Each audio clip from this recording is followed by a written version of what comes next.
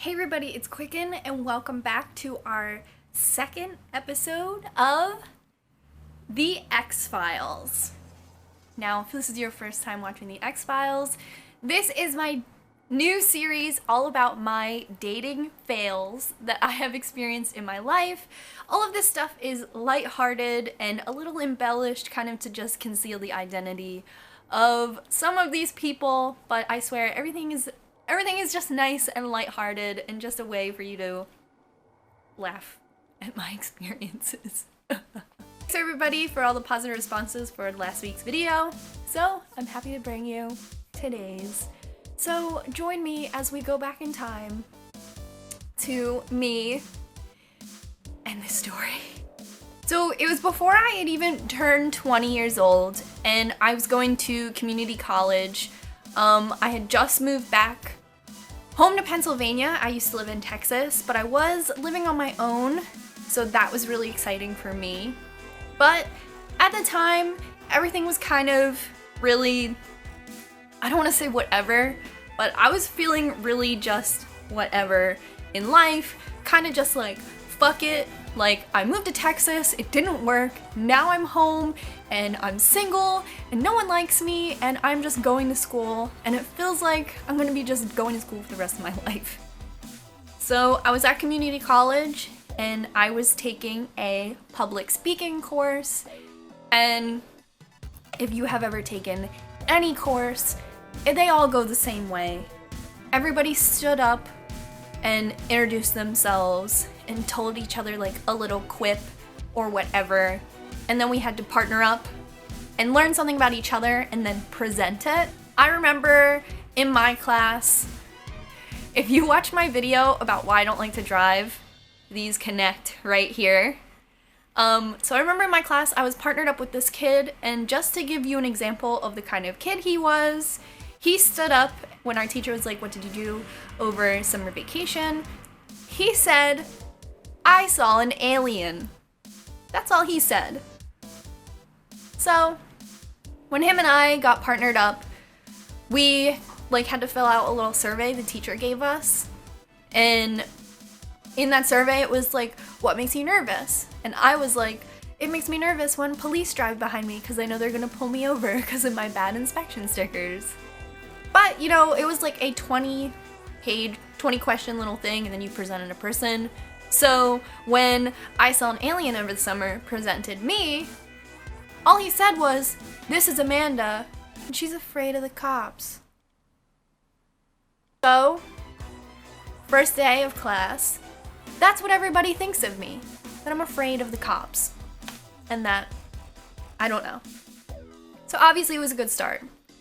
But I remember feeling like I wasn't gonna make any friends in that class, and I mostly just stayed to myself and ate lunch by myself, and everything was all about me. But somewhere along those lines, when I introduced myself, I said like, hey, like, I like music, and I have a car, and I like Radiohead, and all this stuff. And I remember there was this one kid. He was like, kind of a bro dude, but a new age kind of bro dude that kind of came into my world. I don't know if there's a word for this, but like an indie bro dude. So indie bro dude went and he introduced himself to the class, and he was so funny and everyone was laughing at him, and the person he got partnered up with, like, he was so charming, and no one said he was afraid of the cops or that he saw an alien. Just like super charming bro dude. And I remember he was like, I just like disc golf, and I'm the captain of my disc golf team, and all of this. And I remember being like, cool bro story. After a couple weeks, you know, we're in class, and because it's a public speaking class, if you've ever taken one, the majority of the class is writing speeches and then giving speeches. So after a couple weeks in that class, you kind of got to know everybody, but not personally, but you hear them talk all the time. And I remember I gave a speech about how to tie-dye shirts, I gave a speech about how to make chocolate chip cookies, and you keep talking and talking to these people. But me, I'm a quiet kid. If it wasn't a public speaking class, I wouldn't have said a word. But I believe this was an invitation for our favorite bro dude to kind of come chat me up. He came up to me and I remember he was like, so like, you like Radiohead? And I was like, yeah, do you like disc golf? And then little things like that, he would kind of talk to me. He would catch me outside of class and talk to me.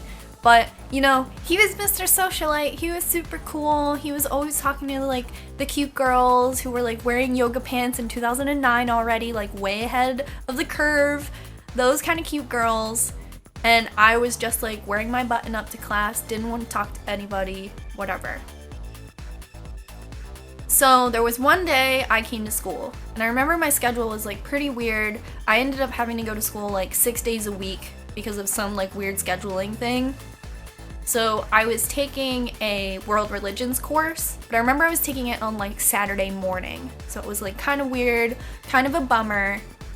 And because the school I went to was like pretty old, there were parts of the campus, and I think this is pretty normal because I've been to other schools who do this too. So there were parts of the campus that were like super modern, like had Wi-Fi, had AC, had heating, like really nice common amenities for a current kind of building. And then there were other parts of campus that were a literal castle. A castle. I'm not kidding. If you went to my school, bells are ringing off right now because you're like, I know about the castle. So I took world religions in the castle, and it was the only class I had in the castle, and it was on Saturdays, so I felt like maybe it was just some like weird scheduling mix-up where they were like, throw those kids in the castle. Not a real castle, but like a stone building with spiral staircases, no heating, windows that like the pane, the glass, like you can kind of see the glass aging, like a castle. So Saturday, I'm pulling up to school, I pull up in my Monte Carlo, and I'm walking up to the castle, which is kind of on a different part of campus. So your walk to the castle was usually kind of lonely, kind of desolate, foggy for some reason. And who comes out of nowhere but bro dude? So I'm like, hey, what's up? He's like, hey, like, I'm just like on my way from class, like whatever, like, are you going this way? And I was like, yeah, like I have class in this like random castle. And he was like, oh cool, like I'll walk you. And I was like, okay. So we're walking up to the castle, and it's like, there's no main staircase where there would be like a ton of kids walking.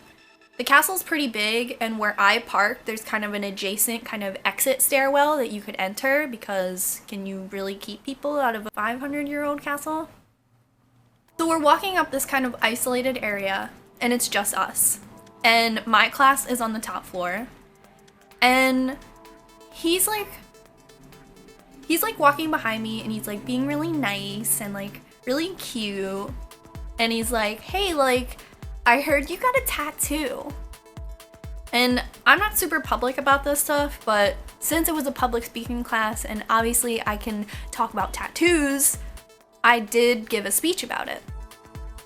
And if you've seen my video about tattoos I forgot I had, it's the tattoo on my hip. So our baby goes, can I see it? And at this point in my life, you have to know how fuck it I really was. Fuck it to this kid, to this castle. I had like no money, nothing, like it was pretty fuck it at this point. So I'm like, right here? So we descend down the spiral staircase into the basement of the castle. We look around and there's not really anybody. So, fuck it. This kid, who I just like have no feelings for at all, I have thought he was annoying since day one with his freaking hobbies and his quirks and making everybody laugh in class and whatever. So we start making out. And I can tell you to this day, I'm not an impulse kind of person. I think things through and everything, and I feel really bad because I think back to this and I think that it's a sign of disrespect that I have for this person, that I would just make out with them without learning one thing about them besides disc golf. So we're making out and we push each other into this empty classroom and things are going on and I'm feeling like really badass and I feel like this is a great opportunity for me. Things are coming along. I don't have to be fucking anymore. Like now this kid is like making out with me and like maybe he's cute all of a sudden and like maybe it's interesting that he has hobbies and like good for him and like he's pretty tall. So I'm like secretly like patting myself on the shoulder. He's rubbing my other shoulder. Things are great.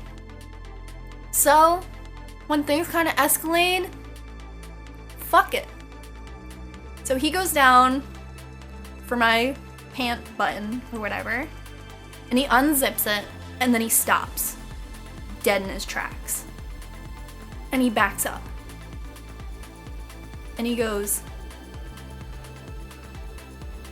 "Where did you get that underwear?" So, freeze frame. I am a broke college student, 19 years old, and in my hometown, there's like nothing to do. And if you don't have money, there's nothing to do. And I remember my first roommate and I went to the mall. And the mall has like all these different like incentives, especially like during the week. I don't know if they do it anymore because people like may abuse them. But I remember we went to the mall and if you went to Delia's, you got a $20 gift certificate just for trying on jeans. Things like that.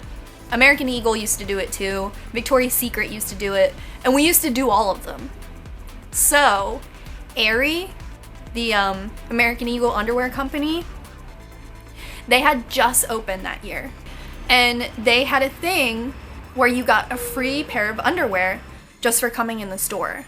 My first roommate and I had a ton of Aerie underwear because you got it for free. There wasn't any strings attached. Obviously, at one point, I guess they had to cut it out. But at the time, I was rich with Aerie underwear. So, not knowing that all of a sudden the idiot hunk in my class was gonna give me a little attention, I have on this set of like boxer, like girl, boy shorts, whatever, and they have fake little buttons on them, and they're printed with umbrellas. It was probably raining that day.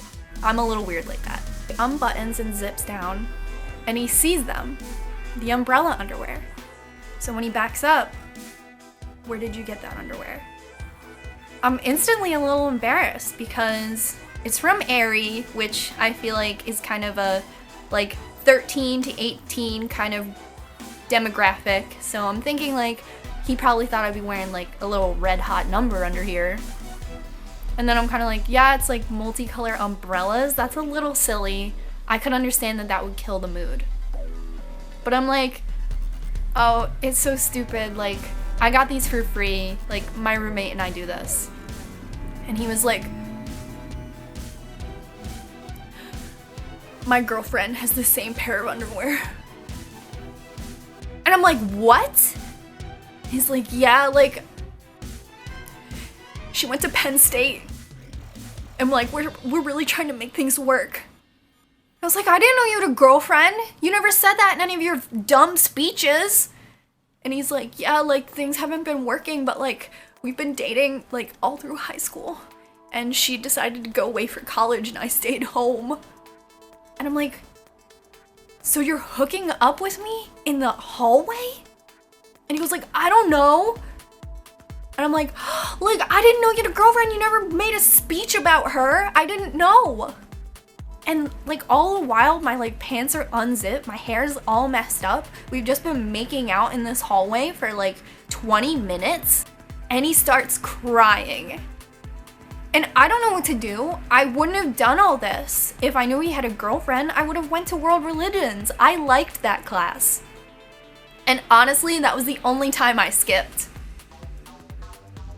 So I don't even know this kid, and I'm just like, oh, it's okay. It's okay. You cheated on your girlfriend just now. It's okay. Why don't you leave? So he goes up the stairs and he's he's gone.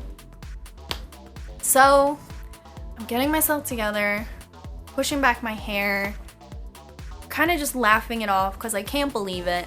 I'm ready to go home and tell my roommate, like, yeah, all those free things we stole from the mall are really coming back to us. I wasn't stealing though. All of a sudden, and I'm not kidding, I'm standing in this classroom and a class comes in. And it's just 2 or 3 people at first. And they sit down. And I'm like, this is the basement of a castle. So I'm looking around and 2 or 3 more people come in. And they're not looking at me because nobody cares. It's really early in the morning on Saturday. All of us are thinking, why did I accidentally get a Saturday class? Like, why did I do that? Why did I think that was a good idea? So I kind of grab my bag and I walk out and I look on the door and there's a sign on the door that said like, so-and-so, Mr. So-and-so's class moved to this room. And then it was like September through November for construction. So one of the classes that was in like the main part of campus, the normal part, I guess there was construction happening and they were putting them in this random dark like basement classroom. So if me and bro dude would have proceeded, we would have been busted. So my underwear went from making me feel embarrassed to making me feel like a hussy to saving my life, because there's no way I wouldn't have been expelled for hooking up with some idiot in a classroom. So as obviously the year went on, he at first very ashamed, didn't look at me, but for some reason it gave me this ill confidence and I aced that course because I would do all my speeches and I would just give them because I would think like, this idiot who I knew was an idiot from the beginning is sitting here and he has to listen to my speech and he has to remember that he tried to cheat on his girlfriend, and although he felt regret, which like good for him, like good for feeling regret, still went after it. And honestly, I think it was the best semester grade-wise that I ever had. So yeah, that's the X-Files. Sorry if this episode was a little graphic, but let me know in the comments below if you remember when Enquiry was giving out all that free underwear and if you have a pair. Because when I told that story to Livia, she was like, wait, the umbrella one? And I was like, yeah. And she was like, I had a pair of those. So I think all of us had a pair of the umbrella brief that was free from Enquiry.